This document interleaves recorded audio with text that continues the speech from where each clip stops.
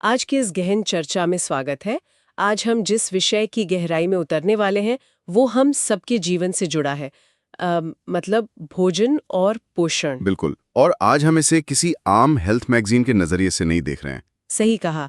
आज हमारे पास जो सोर्स है वो एक बेहद दिलचस्प और इंटेंस ब्लूप्रिंट है।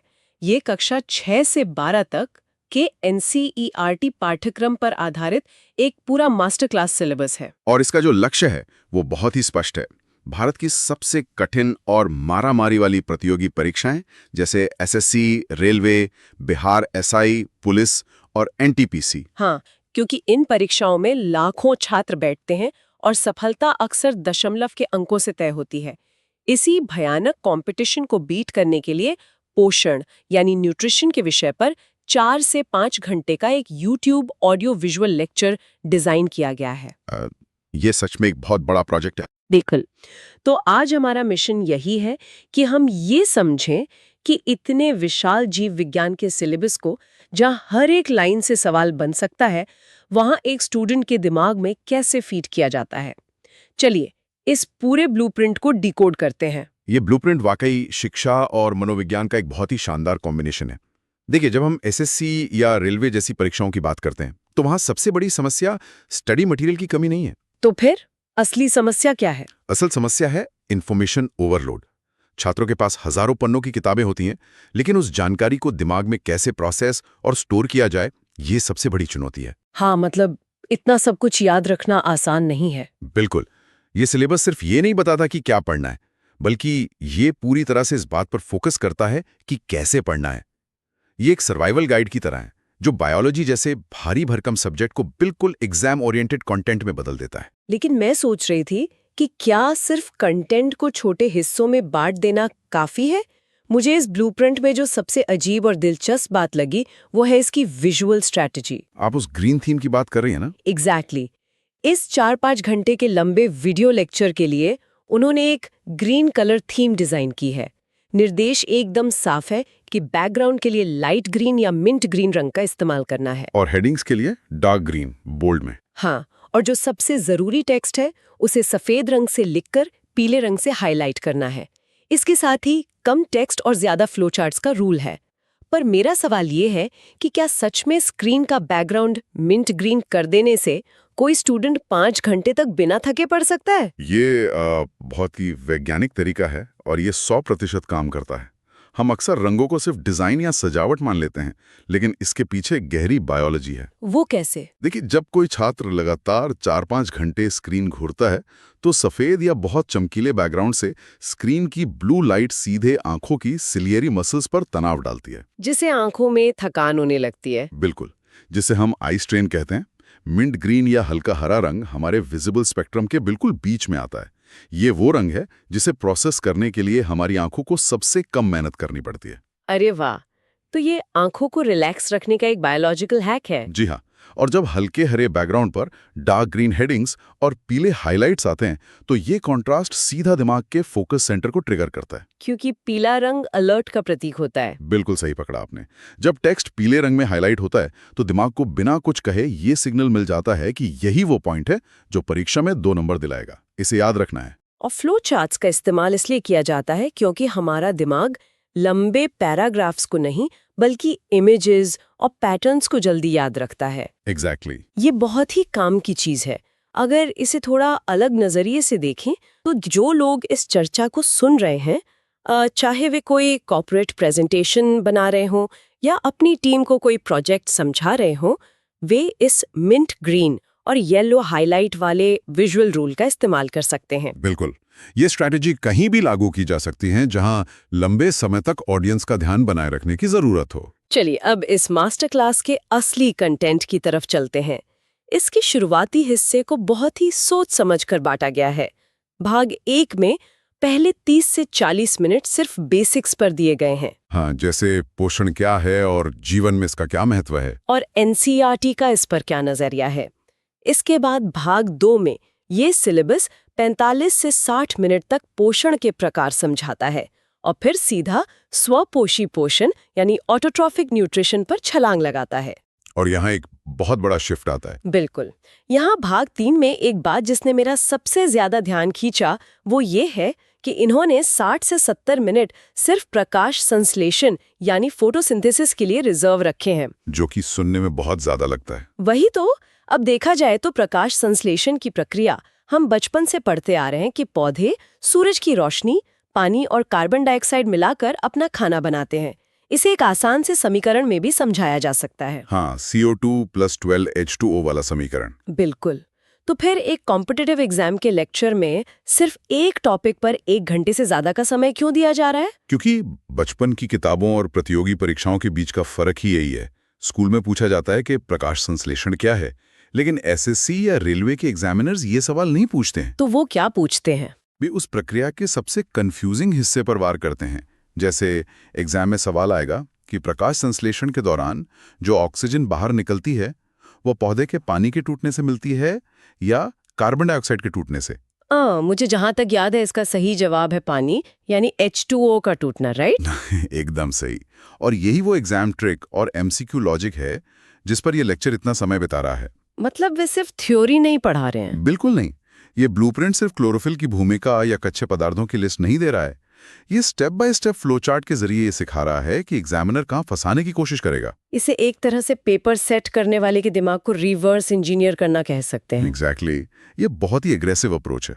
और यही सटीकता आगे भाग 4 में परपोषी पोषण यानी हेटेरोट्रॉफिक न्यूट्रिशन वाले हिस्से में भी दिखती है।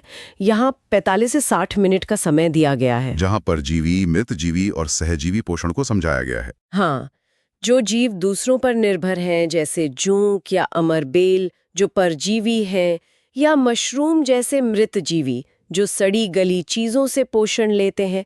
इस पूरे हिस्से के लिए सिलेबस में एक बहुत ही सख्त नियम दिया गया है। 1 स्लाइड 1 टाइप का नियम। जी, यानी एक स्क्रीन पर सिर्फ एक ही तरह के पोषण और उसके उदाहरण की बात होगी। मुझे ये काफी दिलचस्प लगा। ये 1 स्लाइड 1 टाइप का नियम कॉग्निटिव लोड को कम करने का एक बेहतरीन तरीका है। ये कॉग्निटिव लोड सुनने में काफी टेक्निकल लग रहा है। इसे अगर आसान भाषा में समझे तो इसका क्या मतलब हुआ? देखिए, मान लीजिए कि हमारा दिमाग एक कंप्यूटर की तरह है। उसकी जो वर्किंग मेमोरी है, यानी एक समय में नई जानकारी को प्रोसेस करने की क्षमता, वो बहुत सीमित है, जैसे कंप्यूटर की रैम होती है। हाँ, मतलब एक साथ बहुत कुछ प्रोसेस नहीं कर सकते। बिल्कुल।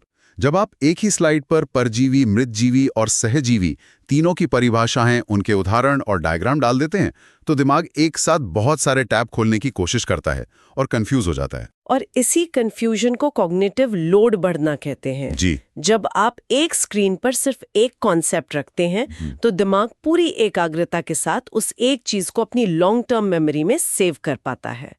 एग्जाम के भारी प्रेशर में ये तकनीक छात्रों के लिए गेम चेंजर साबित होती है। और शायद इसी मेमोरी हैक का इस्तेमाल इन्होंने भाग 5 में मानव में पोषण वाले हिस्से में भी किया है, जिसके लिए फिर से 45 से 60 मिनट रखे गए हैं। बिल्कुल।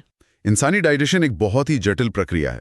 इस पूरे हिस्से को उन्होंने एक बायोलॉजिकल प्रोसेस की जगह एक कहानी की तरह डिजाइन किया है, जिसे उन्होंने नाम दिया है भोजन से ऊर्जा तक का सफर। ये कीवर्ड्स को हाईलाइट करने का एक बेहतरीन तरीका है। हाँ, जैसे मुंह में लार से कार्बोहाइड्रेट के पचने की शुरुआत, फिर पेट में एसिड्स का काम, फिर छोटी आंत में पोषक तत्वों का खून में मिलना। इस पूरे सफर को उन्होंने प्रोसेस फ्लो के जरिए पिरोया है। ये बहुत जरूरी है। मुझे लगता है कि जब हम किसी चीज को एक सफर या कहानी के रूप में देखते हैं तो उसे याद रखना कहीं ज्यादा आसान हो जाता है, बजाय इसके कि हम सिर्फ अंगों और एंजाइम्स के नाम रट्टा मारे। आपने बिल्कुल सही नब्ज पकड़ी है। हमारा इंसानी दिमाग लाखों सालों से कहानियां सुनने और सुनाने के लिए इवॉल्व हुआ है। मतलब कहानियों से हम बेहतर कनेक्ट करते हैं। बिल्कुल। जब आप मानव पाचन तंत्र को केवल एक मैकेनिकल प्रक्रिया के रूप में पेश करते हैं कि पेप्सिन प्रोटीन को तोड़ता है और एमाइलेज स्टार्च को, तो ये सिर्फ रटने वाला डेटा बन जाता है जो दिमाग जल्दी भूल जाता है। लेकिन जब आप इसे एक सफर बना देते हैं, हाँ, जहां भोजन एक हीरो है जो शरीर के अलग अलग अंगों से गुजरते हुए आखिरकार ऊर्जा में बदल जाता है, तो दिमाग में एक ज्योग्राफिकल मैप बन जाता है। एग्जाम हॉल में जब स्ट्रेस बहुत ज्यादा होता है, तब यही फ्लोचार्ट्स और कहानियां ही काम आती हैं। रटे हुए फैक्ट्स अक्सर धोखा दे जाते हैं। और 8 में ये सिलेबस सीधा उस जगह वार करता है जहां से कॉम्पिटिटिव एग्जाम्स में सबसे ज्यादा सवाल बनते हैं। आप पोषक तत्वों और बीमारियों की बात कर रहे हैं। जी, पोषक तत्व, संतुलित आहार और बीमारियां, इन तीनों भागों को मिलाकर करीब 100 से 130 मिनट का समय दिया गया है। इन्होंने कार्बोहाइड्रेट, प्रोटीन, वसा, विटामिन और मिनरल्स हर एक के लिए अलग न्यूट्रिएंट वाइज स्लाइड बनाई है। जैसे कार्बोहाइड्रेट्स जो तुरंत एनर्जी देते हैं, या प्रोटीन जो शरीर के निर्माण का काम करते हैं, लेकिन जो चीज मुझे सबसे इम्प्रेसिव लगी वो है हर पोषक तत्व के साथ दिए गए डिजीज हाइलाइट बॉक्सेस। ये बहुत ही स्मार्ट मूव है। और भाग 8 में तो पूरी तरह से कुपोषण, अल्प पोषण और अधिक पोषण जैसी बीमारियों पर फोकस है।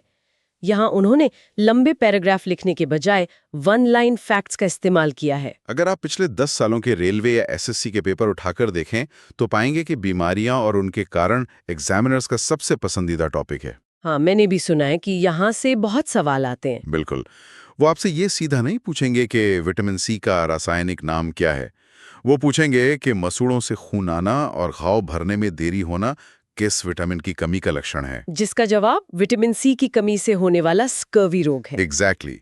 या फिर प्रोटीन की कमी से बच्चों में होने वाले क्वाशियोरकोर और मरास्मस रोग। इन बीमारियों को डिजीज हाइलाइट बॉक्सेस और वन लाइन फैक्ट्स में डालना एक बहुत ही सधीवी रणनीति है। क्योंकि लंबे पैराग्राफ्स रिवीजन के दुश्मन होते हैं। बिल्कुल सही कहा। जब परीक्षा में सिर्फ 10 दिन बचे हों तो कोई भी पूरी किताब नहीं पढ़ सकता। उस वक्त बस वो बुलेट पॉइंट्स चाहिए जो सीधे दिमाग में हिट करें। तो एक तरह से हम कह सकते हैं कि ये जानकारी को छोटे छोटे तुरंत एक्शन लेने लायक टुकड़ों में तोड़ने की कला है। ये माइक्रो लर्निंग का एक बेहतरीन उदाहरण है। जो लोग सुन रहे हैं और शायद किसी नई भाषा को सीख रहे हैं या कोई नया स्किल एक्वायर कर रहे हैं, वो भी इस वन लाइन फैक्ट्स वाली रणनीति को अपना सकते हैं। बिल्कुल। उन्हें भारी भरकम किताबों में खो जाने के बजाय अपने खुद के ऐसे फ्लैश कार्ड्स या बुलेट पॉइंट्स बनाने चाहिए जो सीधा मुद्दे की बात करें। चलिए अब इस 5 घंटे के सफर के आखिरी पड़ाव पर आते हैं, भाग 9 और फाइनल पार्ट, जो पूरी तरह से एग्जाम रिवीजन और एमसीक्यू पर आधारित है। ये ऐसा किसी भी कॉम्पिटिटिव एग्जाम की तैयारी की जान होता है। हाँ, भाग 9 में 30 से 40 मिनट सिर्फ रैपिड फायर रिवीजन के लिए रखे गए हैं। इसमें बार बार पूछे जाने वाले सवालों को एक खास डिजाइन के साथ रखा गया है। वो कैसे? एक स्लाइड पर प्रश्न और उसके 4 विकल्प आते हैं और फिर तुरंत अगली स्लाइड पर सही जवाब और उसका पूरा एक्सप्लेनेशन मिलता है। ये हिस्सा मुझे इस पूरे ब्लूप्रिंट में सबसे ज्यादा इंप्रेसिव लगा। आपको ये इतना खास क्यों लगा? देखिए, लगातार 4 घंटे से कॉम्प्लेक्स साइंटिफिक डेटा कंज्यूम करने के बाद किसी भी इंसान का दिमाग थक जाता है। ऐसे में जो ये एमसीक्यू वाली डिजाइन स्ट्रैटेजी है, जहां एक स्लाइड पर सिर्फ सवाल है, वह छात्रों को एक्टिव रिकॉल करने पर मजबूर करती है। मतलब वो सिर्फ पैसिव रूप से वीडियो नहीं देख रहा है। बिल्कुल, उसे उसी पल अपने दिमाग पर जोर डालकर जवाब सोचना पड़ता है और अगली स्लाइड पर जवाब मिलने से उसे तुरंत फीडबैक मिल जाता है। ये दिमाग में डोपामाइन रिलीज करता है और छात्र का कॉन्फिडेंस बढ़ाता है। ये तो पढ़ाई को एक गेम खेलने जैसा बनाने वाली बात हो गई। हाँ, इसे गेमिफिकेशन ऑफ लर्निंग कहते हैं। और इसके बाद जो आखिरी के 15-20 मिनट है वो सिर्फ समरी और मोटिवेशन के लिए रिजर्व्ड है, जहां पूरे अध्याय का सार, एग्जाम टिप्स और रिवीजन स्ट्रैटेजी दी गई है। और ये आखिरी का जो मोटिवेशन वाला हिस्सा है ना, वो इस बात का सबूत है कि इस पूरे सिस्टम के पीछे एक इंसान है। आप ऐसा क्यों मानते हैं? क्योंकि एक मशीन या एल्गोरिथम आपको डेटा दे सकता है, फ्लो चार्ट्स बना सकता है, लेकिन 5 घंटे की पढ़ाई के बाद जो भयानक मानसिक थकावट होती है, उसमें एक टीचर ही आपको याद दिला सकता है कि आप ये सब क्यों कर रहे हैं। हाँ, जैसे आपके माता-पिता के सपने, आपकी नौकरी की उम्मीद। बिल्कुल, वो भावनात्मक सपोर्ट अक्सर किसी भी शॉर्टकट ट्रिक से ज्यादा असरदार होता है और वो सिर्फ एक इंसान दे सकता है। ये सच में बहुत ही गहरी बात है। तो अगर हम इस पूरी चर्चा को समेटें और देखें कि इसका असल मतलब क्या है, तो ये स्पष्ट हो जाता है कि ये 4 से 5 घंटे का ब्लूप्रिंट सिर्फ जीव विज्ञान का एक लेक्चर नहीं है। बिल्कुल नहीं, ये उससे कहीं ज्यादा है। ये टाइम मैनेजमेंट, विजुअल साइकोलॉजी और इन्फॉर्मेशन को डीकोड करने का एक ऐसा कॉकटेल है जिसे बहुत ही बारीकी से इंजीनियर किया गया है। मिंट ग्रीन कलर से आंखों को रिलैक्स रखने से लेकर प्रोसेस फ्लो के जरिए कहानियों में चीजें याद कराने और एक्टिव रिकॉल तक।